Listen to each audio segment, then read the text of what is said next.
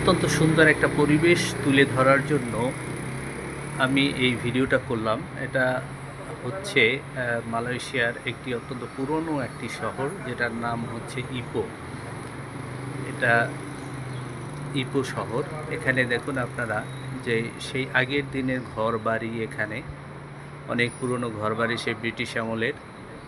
এবং রাস্তাঘাটে মানুষজন একেবারেই নেই, একেবারেই ফাঁকা। কোনো রাস্তাঘাটে মানুষজন নাই, 2-4টা গাড়ি টাড়ি চলে এরকম।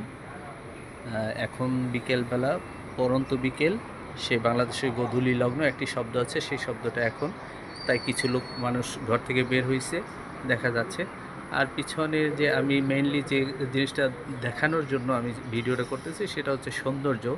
সেই সূর্য ডোবার আগে আগে গোধূলি লগ্নে পিছনে পাহাড়, সামনে ঘরবাড়ি, অত্যন্ত সুন্দর একটি পরিবেশ দেখা যাচ্ছে এখানে। অত্যন্ত সুন্দর লাগতেছে, মনে হয় যেন পটে আঁকা ছবি, একটা ছবির মতো লাগতেছে। এটা খুবই ভালো লাগতেছে।